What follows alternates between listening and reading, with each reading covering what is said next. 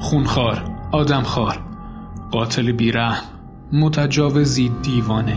اینها صفت یک قاتل خونسردیه که سرگرمیش دیدن تجزیه شدن بدن حیوانات و انسانها بوده و از تحلیل و بررسی درون بدن انسانها بسیار لذت می برده. او کسی نیست جز جفری دامر، قصاب میلواکی.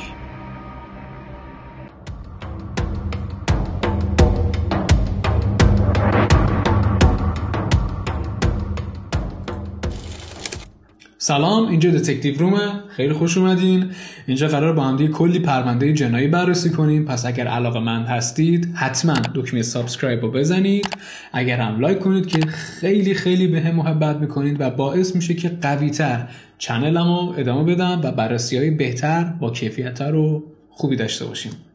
و اما بریم سراغ اصل مطلب، بررسی پرونده جفری دامر. با من همراه باشید.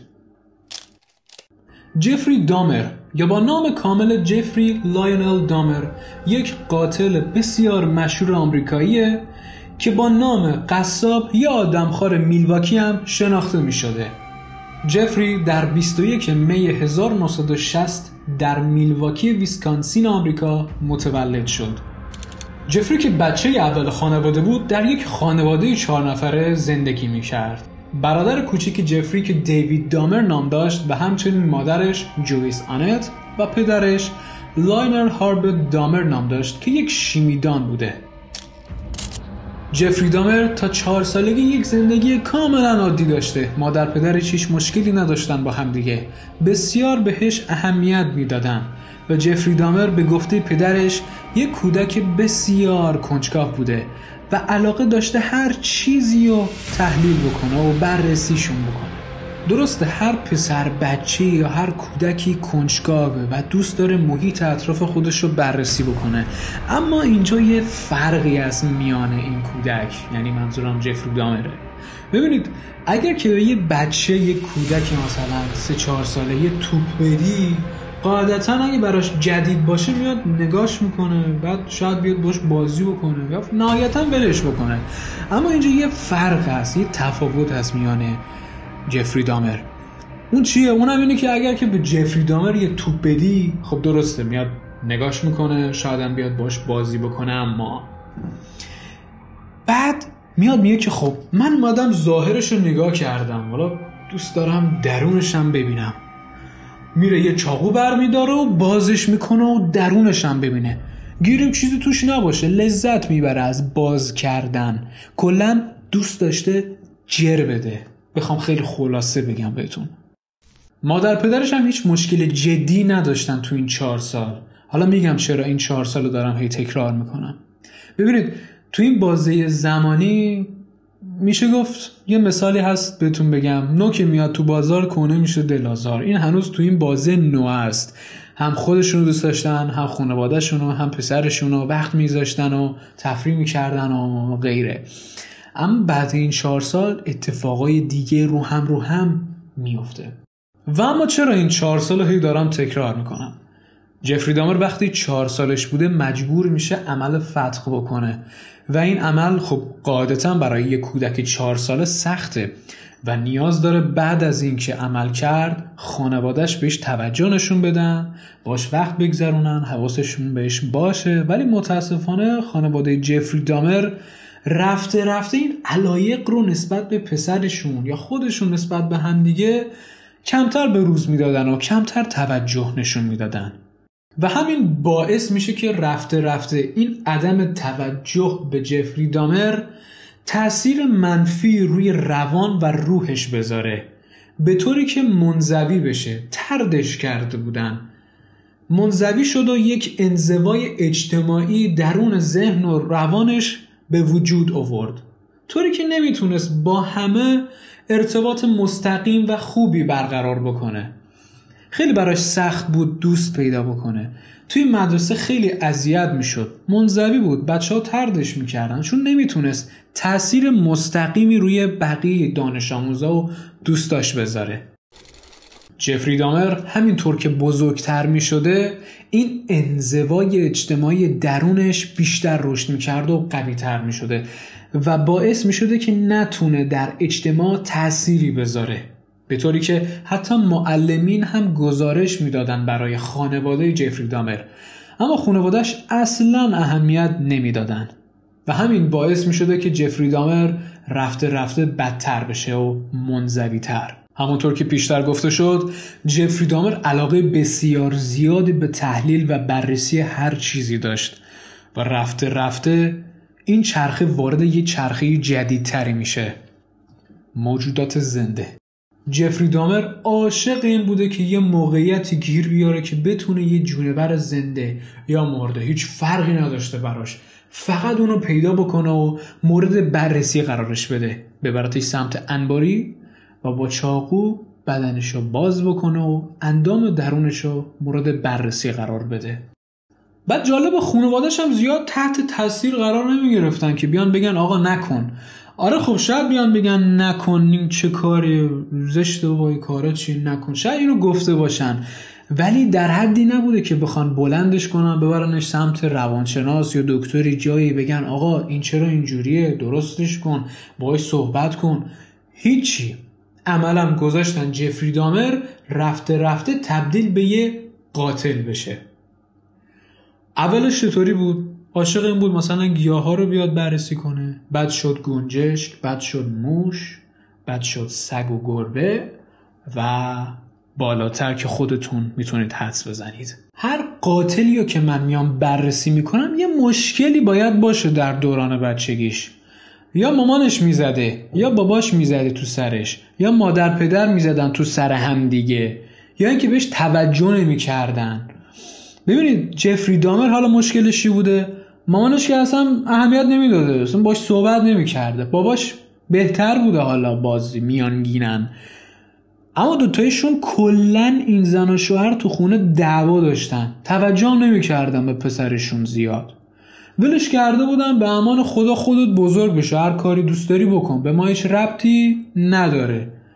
نگاه کنید اینا رفته رفته تاثیر میذاره، یعنی هر چی که طرف میدیده تو دوران بچگیش رو ذهنش تاثیر گذاشته و رفته رفته باعث شده که به یه قاتل سریالی تبدیل بشه. اما استارتش از کجا بوده؟ یعنی این علاقش از کجا بیش از اندازه خیلی زیاد میشه و میجوشه درونش؟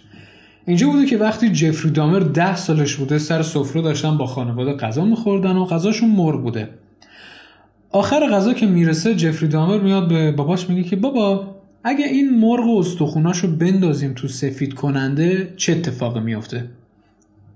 باباش هم که شیمیدان بوده که میاد میگه که اوکی بد نیست، شاید پا جای من گذاشته و یه شیمیدانی یه چیزی شد، بذار بهش یاد بدم، شاید علاقه‌مند شد و فردا همکار خودم شد و من پا به پای خودم کار کرد. و باباش میگه که let's do it، بزن بریم. و خیلی شیک باباش میاد همه چی رو بهش یاد میده، مثلا چطوری استخونا رو بذاره توی سفید کننده، چطوری گوشتشون رو ازشون جدا بکنه و یا اینکه چطور طول عمر گوشتشون رو افزایش بده. قشنگ همون چیزایی رو بهش یاد داد که بعداً توی یه سری کارهایی که خودمونم میدونیم چیه استفاده میکنه جفری دامر. جفری وقتی 14 ساله شد مطمئن شد که همجنسگراست و دوست داره که با همجنسای خودش ارتباط برقرار بکنه، حالا هر میتونه جنسی یا عاطفی باشه دیگه. خلاصه مطمئن شد که همجنسگراست. تا الان مطمئن شدیم که جفری دامر کسیه که تا الانش پتانسیل یه قاتل شدن رو داره و داستان و استوری که در کودکیش داشته تمام مرتبط با یه قاتل سریالی. و اما اولین قتل جفری دامر.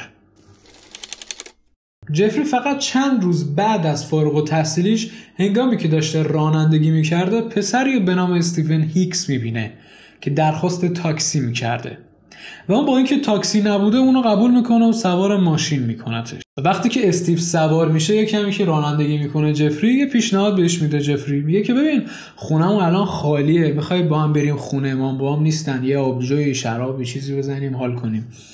بعد استیو هم اینجوری بوده که اوکی لیتس گو، بزن بریم. خلاص اینا میرسن خونه، جفری میاد همه چی رو پهن میکنه، بساط میاره، مزه میاره، با هم دیگه خوشوبش میکنن و آهنگ گوش میدن. اما استیو میاد در مورد دوست دخترش صحبت میکنه.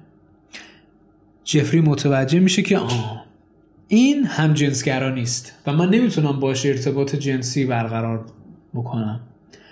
و جفری میاد پیش خودش میگه که نه، من نمیتونم بذارم استیو بره. یعنی دیگه به اون حد از اون چیز رسیده بوده که میخواسته استیو رو برای اون کار و نمیتونسته جلوی خودش رو بگیره. استیو بلند میشه که میگه اوکی من دیگه باید برم خونه، دیگه بچه‌ها اونجا، دیگه باید برم اونجا، دیر شده و اینا. جفری میگه نه بابا بمون اینا، ولی خب استیو گوش نمیده، میگه من برم دیگه. بلند میشه که از در بره بیرون، استیو با دمبل محکم چند بار میکوبه پشت سر استیو و اونو میندازه رو زمین و با میله همون دمبل فکر میکنم خفش میکنه. خلاصه جفری میمونه و یه عدد جسد و خانواده‌ای که در حال نزدیک شدن به خونه هستن. جفری جسد رو میبره سمت انباری و اونو تیکه تیکه میکنه و تیکه های بدنش رو میندازه توی یه نایلون و سریع میره میندازتش توی صندوق عقب ماشین که ببرتش بندازتش توی آشغالدونی شهر. حالا نمیدونم حالا دقیقا کجا بوده، میخواسته بره سمت آشغالدونی. همونطور که داشته میرفته توی خط ممتد خیابون که داشته میرفته پلیس میگیرتش. میگه چرا داری اینجوری رانندگی میکنی؟ واسه ببینم پیاده‌اش رو صندوق بده بالا و میبینه اون نایلونا رو، میبینه که اینا چیه. خب جواب باید پس بده و جفری خیلی خونسرد آروم میگه که ببین من یه مشکلی داشتم با خانوادم، اومدم بیرون یکم نفسی تازه کنم، اینا رو برام بندازم توی آشغالی تو همین مسیر. پلیس هم میگه اوکی یه جریمه می‌نویسه، تمام، خیلی راحت. جفری متوجه میشه این مسیر یکم نه خیلی خطرناکه. برمیگرده سمت خونه و یه بشکه برمیداره و توش کلی اسید میریزه و جسد استیو میندازه تو اون اسید. اسید باعث میشه که اون گوشت قشنگ باز بشه از بافت استخونا رو بعد در میاره، پودرشون میکنه و از اونجایی که دور خونهشون یه جنگل خیلی بزرگ بوده میره اون استخونای پودر شده رو پخش میکنه توی جنگل و عملاً هیچ اثری از استیو باقی نمیمونه. چند روز بعد از این قتل جفری دامر عملاً داشته دیوونه میشده.